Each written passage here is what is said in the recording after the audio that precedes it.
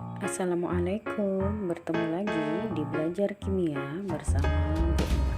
Hari ini Ibu akan menjelaskan masih tentang konfigurasi elektron, yaitu hubungan antara bilangan kuantum dan konfigurasi elektron. Oke, sebelum kita lanjut pada aturan kedua, yaitu kaidahan, ini Ibu ingin sedikit mengulang dan kembali mengingatkan, ya. Kita kembali membuat konfigurasi elektron dengan aturan Aufbau. Oke, ini P dengan nomor atom 15. Ini adalah diagramnya menggunakan metode coret miring yang sudah Ibu tuliskan. Oke, kita akan buat konfigurasinya untuk P15. Berarti kita mulai dari 1s2, ikuti arah panahnya, kemudian diikuti dengan 2s2, kemudian diikuti dengan 2p6, kemudian diikuti dengan 3s2. Kita hitung elektronnya, 2 tambah 2, 4 tambah 6 sudah 10, ditambah 2 berarti sudah 12. Jadi kita berada pada 3s2. Kemudian kita butuh 3 elektron lagi, maka kita buat di sini 3p3. Jadi seperti inilah kira-kira pembuatan konfigurasi elektron menggunakan aturan Aufbau yang sudah Ibu jelaskan sebelumnya. Baik, kita lanjut pada aturan yang kedua, yaitu kaidahan. Kaidahan ini adalah di sini pengisian elektron pada orbital yang memiliki tingkat energi yang sama akan menempati orbital secara sendiri-sendiri atau mungkin tidak berpasangan terlebih dahulu dengan arah spin yang paralel atau arah spin yang sama. Setelah itu baru berpasangan. Oke, ini adalah contoh untuk menjelaskan maksud dari kaidahan, yaitu pengisian elektron pada orbital yang harus satu-satu terlebih dahulu, kemudian baru berpasangan. Dan sini Ibu buatkan catatan untuk jumlah orbital pada setiap subkulit. S itu ada 1 orbital, P 3 orbital, D ada 5 orbital, dan F adalah 7 orbital. Ini adalah yang sudah Ibu singgung di bilangan kuantum sebenarnya sebelumnya ya. Oke. Sekarang di sini Ibu tetap menggunakan unsur yang sama sesuai dengan konfigurasi berdasarkan aturan Aufbau. Jadi ada Cl, Mn, dan Ge. Kita akan mengisikan elektron ke dalam orbital dengan menggunakan kaidahan. Fokus kita mungkin pada elektron terakhirnya saja atau pada subkulit terakhir. Kenapa tidak kita lihat yang orbital sebelumnya? Karena semuanya terisi penuh. Seperti 1s2 terisi penuh, 2s2 terisi penuh, 2p6 ini dengan 3 orbital berarti terisi penuh ya, masing-masing 2 elektron pada setiap orbitalnya. 3s2 terisi penuh. Sekarang kita berpindah ke 3p5. Jadi untuk membuat elektron atau mengisi elektron, kita buat dulu 1 1 1 dengan arah spin yang sama atau yang paralel. Karena di sini baru 3, yang dibutuhkan ada 5, kita buat arah spin ke bawah. Jadi kira-kira seperti itu. Pada contoh kedua, ini adalah Mn. Kita fokus yang terakhir juga karena yang sebelumnya adalah orbital yang sudah terisi penuh. Di sini 3d5. Ingat D itu ada 5 orbital. Ibu buatkan 5 kotak di sini. Kita akan mengisikan elektron 1 1 1 1 1. Ini yang dikatakan kita isikan elektron terlebih dahulu satu-satu atau tidak berpasangan, kemudian baru berpasangan. Karena di sini yang dimintanya hanya 5, artinya kita tidak akan buat elektron lagi dengan arah spin yang berlawanan. Artinya sudah selesai. Oke, kemudian Ge, fokus kita juga pada subkulit terakhir yaitu 4p2. Elektron yang kita isikan hanya 2 elektron pada orbital P atau yang ada 3 orbital.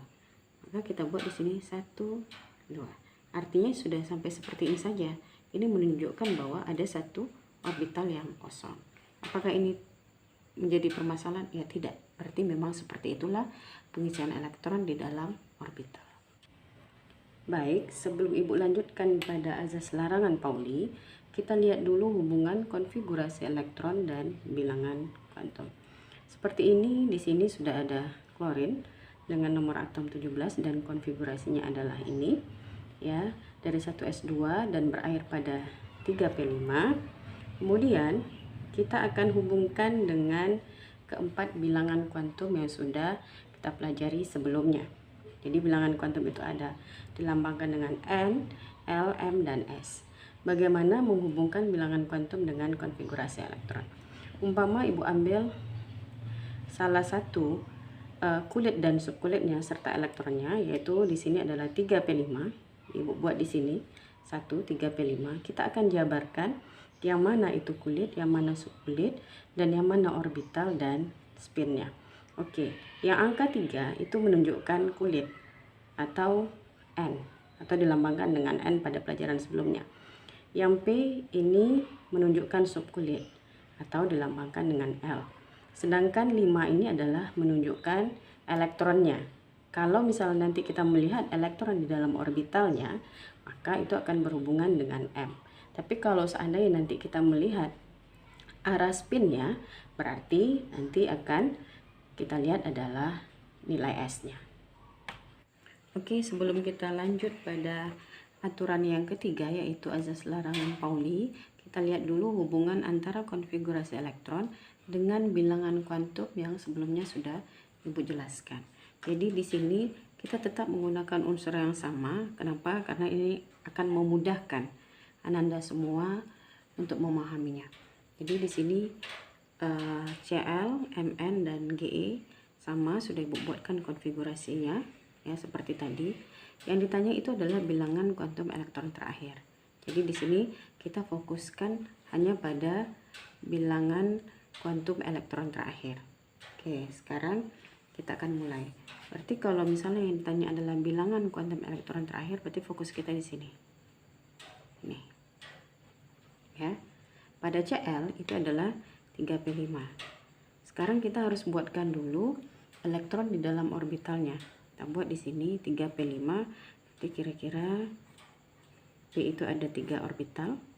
Ya, kita gambarkan seperti ini. Kita isikan elektron ke dalamnya menurut kaidahan 1, 2, 3, 4, 5. Itu menurut kaidahan. Yang akan kita buat bilangan kuantumnya adalah elektron terakhir. Ini dia. Yang terakhir Ibu tuliskan tadi. Ya, sehingga kalau misalnya Ibu buatkan di sini bilangan kuantum itu ada 4, ada N, ada L, ada M, dan ada S. Ingat kembali, N itu menunjukkan kulit, L menunjukkan subkulit, M menunjukkan orbital, dan S menunjukkan arah spin. Oke, di sini Bu buat dulu mungkin ini 3p5 ya. Oke. Maka N-nya kita ambil yang ini karena menunjukkan kulit atau tingkat energi. Jadi di sini Bu buatkan N-nya adalah 3. Ini dia, 3. L-nya apa? Oke. Apabila terisi pada subkulit P, ingat kembali, kalau dia S itu L-nya adalah 0. Tapi kalau dia P, berarti L-nya adalah 1. Kalau dia D, L-nya adalah 2. Kemudian kalau subkulitnya F adalah 3. Maka di sini L-nya adalah 1. Oke. Kemudian berpindah ke M. M itu nilainya dari min L, kemudian 0 dan plus 1.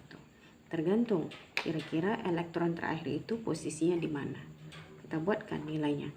Di sini karena di sini adalah 1, tentu kita buat min 1, 0 dan plus 1. Sehingga elektron yang terakhir itu kan posisinya di tengah. Maka M-nya itu adalah 0. Oke. S, lihat lagi arah spinnya adalah ke bawah. Sehingga kalau arah spinnya ke bawah dia menjadi min setengah. Baik, kita akan lanjutkan dengan contoh yang kedua, yaitu Mn25 dengan konfigurasi mulai dari 1s2 dan berakhir pada 3d5. Yang kita cari adalah bilangan kuantum elektron terakhirnya, maka kita fokus pada 3d5 nya. Sama dengan contoh yang pertama, kita buat dulu elektron di dalam orbital. Pada D itu ada 5 orbital, berarti kita buat ada seperti 5 kotak di sini, 1. Oke, kemudian kita tuliskan elektronnya menurut kaidahan 1 terlebih dahulu. 3, 4, 5. Maka yang akan kita tentukan bilangan kuantumnya itu adalah elektron ini yang terakhir, yang ini. Oke, kita mulai dengan bilangan kuantum N dulu atau bilangan kuantum utama. N menunjukkan kulit, karena di sini 3D5, maka N-nya adalah 3 ya. Kemudian subkulit itu L ya, L itu menunjukkan subkulit. Subkulitnya adalah D. Subkulit D itu L-nya adalah 2. Kemudian M. M itu nilainya dari min L, 0 dan plus L. Kita buat dulu min 2, min 1, 0, plus 1 dan plus 2. Karena elektron terakhirnya terletak pada plus 2, maka M-nya itu adalah plus 2. Kemudian S, arah spin. Arah spin itu kita lihat elektron terakhirnya arahnya ke atas, berarti plus setengah. Oke, kita lanjut dengan yang nomor 3, yaitu Ge dengan nomor atom 32 dengan konfigurasi mulai dari 1s2 dan berakhir pada 4p2. Sama, kita fokus pada elektron terakhirnya, yaitu 4p2. Kita buatkan dulu elektron di dalam orbital. P itu ada 3 orbital. Kita gambarkan di sini ada 3.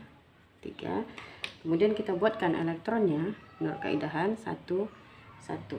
Maka elektron yang akan kita buatkan bilangan kuantumnya adalah ini. Oke. Di sini 4p2. Oke, sekarang kita akan tentukan N, L, M dan S-nya. N menunjukkan kulit, berarti terletak pada kulit keempat.